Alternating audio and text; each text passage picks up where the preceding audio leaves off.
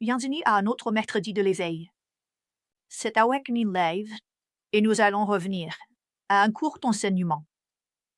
Nous allons parler aujourd'hui d'une onction de prière particulière que je trouve intéressante et captivante à approfondir. Avant de faire cela, souvenez-vous, c'est Awakening Prayer Run. Nous luttons pour le salut des âmes, le réveil des églises et l'éveil des nations. Nous sommes présents dans plus de 100 nations maintenant et nous voulons vous avoir parmi nous. Alors lancez un hub sur awakeningprayerhub.com. Nous vous formons. Il y a du coaching, il y a une famille, il y a des points de prière. Il y a tant d'opportunités pour s'impliquer à n'importe quel niveau que vous souhaitez. Rejoignez-nous aujourd'hui sur awakeningprayerhub.com. Vous trouvez un hub. S'il y en a un dans votre vie, vous êtes le bienvenu pour le rejoindre ou parrainer un hub ou faire un don pour la cause. Faites quelque chose. Maintenant, passons à l'enseignement d'aujourd'hui. Je lis et j'enseigne à partir du revivaliste dévotionnel. Je ne fais pas que lire l'entrée, je l'explique. Et j'approfondis, et je pense que cela va vous bénir aujourd'hui. La dévotion d'aujourd'hui s'intitule L'onction de prière de E.M. Bounds. Maintenant, si vous n'avez jamais lu les livres sur la prière de E.M. Bounds, vous devez les lire. En fait, vous pouvez télécharger beaucoup de ces livres gratuitement, sur Internet. Il suffit de les chercher. Ils sont en format PDF et ils sont gratuits à télécharger. Et ce sont certains des livres les plus essentiels sur la prière que j'ai lus, et j'en ai lu tellement. Donc, c'est une œuvre d'un homme que vous voudrez connaître. Laissez-moi lire le psaume 4:3. Au fait, vous pouvez obtenir le dévotionnal revivaliste sur mon site web à jenniferleclerc.org ou partout où vous achetez des livres en ligne. Alors regardons ici le psaume 4:3. Il dit, « Sachez que l'Éternel s'est réservé, celui qui est pieux, celui qui est pieux. L'Éternel entendra quand je l'invoquerai. » Maintenant, laissez-moi vous donner une citation. Eh bien, laissez-moi juste développer cela. J'ai tellement de choses sur le cœur. L'Éternel s'est réservé celui qui est pieux. Cela signifie donc ceux qui poursuivent le royaume, ceux qui croient en l'Éternel, ceux qui s'approchent du Saint des Saints. Dieu vous a mis à part, et quand vous priez vers lui, quand vous priez, mon ami, il entend vos prières. Cela ne signifie pas que vous obtenez une réponse immédiate, car il y a de la résistance dans l'esprit. Il y a parfois notre timing qui est décalé. Nous pensons que nous devons ou sommes censés avoir ou faire des choses maintenant, mais le timing de Dieu est plus tard. Mais je veux dire, lorsque vous vous consacrez, lorsque vous vous qualifiez comme pieux et que vous le faites, si vous êtes en Christ, vous êtes la justice de Dieu. Votre esprit a été perfectionné. Vous êtes pur et saint devant lui, dans l'amour. Et donc nous voulons, et cela décrit E.M. Bounds. C'est pourquoi j'ai choisi cela. Cela décrit E.M. Bounds. Il a dit un jour ceci, ce dont l'Église a besoin aujourd'hui, ce n'est pas de plus de machines, ou de meilleures, ni de nouvelles organisations, ou de méthodes plus nombreuses et novatrices, mais d'hommes que le Saint-Esprit peut utiliser, des hommes de prière, des hommes puissants dans la prière. Le Saint-Esprit ne passe pas par des méthodes, mais par des hommes. Il ne descend pas sur des machines, mais sur des hommes. Il n'anime pas des plans, mais des hommes de prière. Analysons cela. Nous n'avons pas besoin de plus de programmes. Je ne suis pas contre les programmes dans l'Église. Nous n'avons pas besoin de plus de programmes. Les églises n'ont pas besoin de programmes. Elles ont besoin de plus de prière. Pas besoin de lumière et de fumée. Besoin de plus de prière. Nous n'avons pas besoin d'un nouveau gadget. Avoir une down gratuite. Nous n'avons pas besoin de gadgets. Nous n'avons pas besoin de machinerie. Nous avons besoin de plus de prière. Tout repose sur la prière. Nous avons une maison de prière Awakening House of Prayer qui a donné naissance à une église. Awakening House of Prayer a donné naissance à l'église. Je ne voulais pas avoir une église. Je voulais une maison de prière. Les gens continuaient à venir pour l'équipement et la prière, et cela a créé une église. La maison de prière donnera naissance à des choses. La prière donnera naissance à des choses. Mais, vous savez, lors de mes voyages et puis, vous savez, cette année passée avec une attaque séquentielle, je n'étais pas autant dans la salle de prière, et la salle de prière a commencé à diminuer. Et j'ai vu, de mes propres yeux, les résultats. Lorsque la prière diminue. J'ai vu les résultats, j'ai vu l'effet d'entraînement de la diminution de la prière.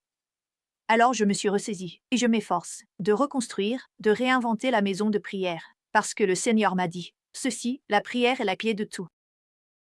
Il a dit, la maison de prière est la clé de tout dans un contexte, dans mon monde. Cependant, la prière est la clé de tout. Vous voyez, et Ren Bund le savait.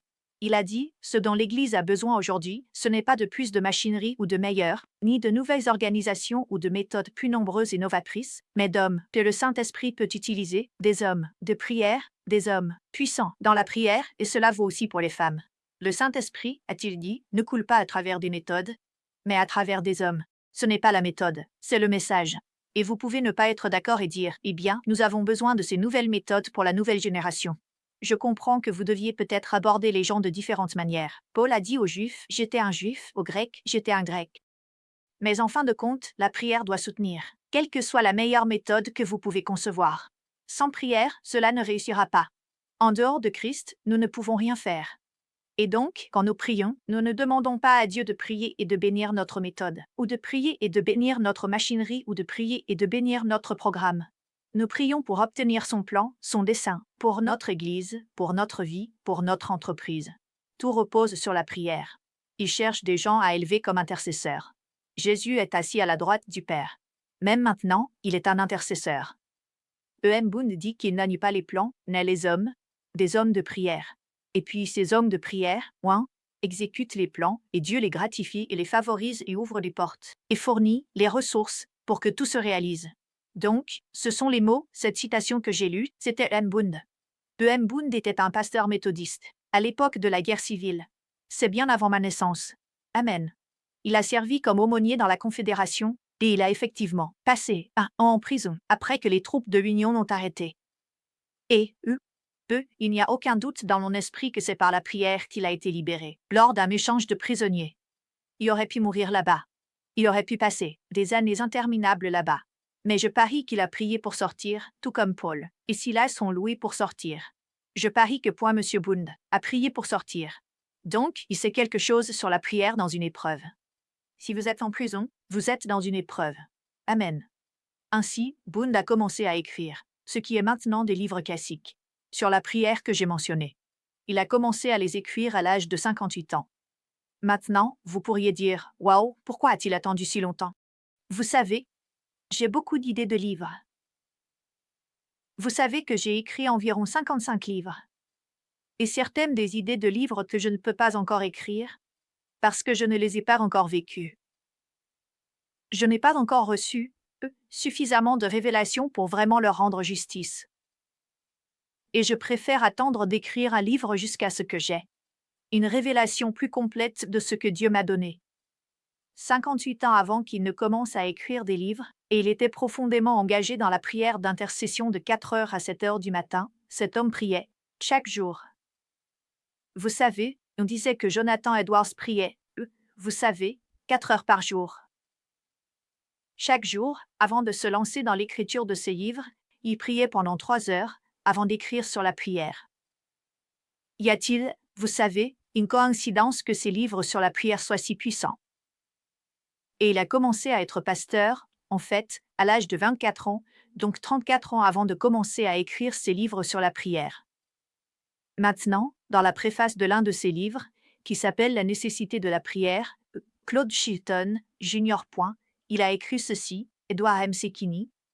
Je suis désolé, Edward M. André Bund ne priait pas seulement bien, pour pouvoir bien écrire sur la prière. Il priait parce que les besoins du monde pesaient sur lui. Il priait pendant de longues années sur des sujets auxquels le chrétien insouciant pense rarement, et pour des objectifs que les hommes de moindre réflexion et foi sont toujours prêts à qualifier d'impossibles. Mon Seigneur. Il a dit, de cela, de ces veilles de prière solitaire, année après année, est né un enseignement, égalé par peu d'hommes dans l'histoire chrétienne, moderne. Il a écrit de manière transcendante sur la prière, parce qu'il était lui-même transcendant dans sa pratique. Comme la respiration est une réalité physique pour nous, la prière était une réalité pour Bund. Il prenait le commandement, prier sans cesse, presque aussi, littéralement, que la nature animée prend la loi du système nerveux réflexe, qui contrôle notre respiration. Il priait vraiment, sans cesse. Ainsi, il a laissé un héritage, Bund l'a fait, Vem Bund. Il a laissé un héritage avec ses écrits, et bien, qui devrait inspirer chaque intercesseur. Et à travers ses livres, ce penseur profond et révélateur continue de former d'innombrables intercesseurs plus d'un siècle après que nous sachions qu'il est parti pour la gloire. Et vous savez, je viens de recevoir cette onction, parce que j'ai beaucoup de livres sur la prière que je veux écrire. Mais je ne ferai probablement pas mes meilleurs écrits sur la prière avant plusieurs années. Peut-être que vous voulez écrire un livre, ou peut-être que vous voulez prier, peut-être que vous voulez faire les deux. Je vous le dis, cette onction de M. Bund est quelque chose à demander à Dieu. Alors, demandons-la à Dieu. Père, au nom de Jésus, pourrais-tu nous aider à comprendre les vérités profondes sur la prière qu'enseignait Bund? Nous voulons saisir l'esprit de prière qui reposait sur lui. Nous voulons être un peuple de prière pour adresser humblement nos requêtes au roi. Seigneur, aide-nous à saisir la révélation que ce n'est pas la machinerie, ce ne sont pas les programmes, c'est la prière qui soutient tout. Ce n'est ni par la force, ni par la puissance, mais c'est par ton esprit, et ton esprit est un esprit de prière. Alors Père, merci de nous oindre. À nouveau aujourd'hui. Au nom de Jésus. Nous avons besoin que ton onction soit reliée à notre onction. S'il vous plaît, s'il vous plaît, s'il vous plaît, rejoignez-nous. Lancez un hub aujourd'hui sur awakeningprayerhub.com. Si vous voulez en rejoindre un, vous pouvez essayer de le faire sur awakeningprayerhub.com/fin d'aide. Nous n'avons pas de hub dans la plupart des villes ou des nations. Nous en avons plusieurs centaines, mais ce n'est pas partout. Vous devez souvent être le pionnier pour lancer cela ou semer une graine. Pour Awakening Prayer Hub, les amis, je vous aime. Nous reviendrons avec un autre Awakening Wednesday. Activez les alertes. Activez l'alerte sur votre téléphone. Dieu vous bénisse. Bonne journée.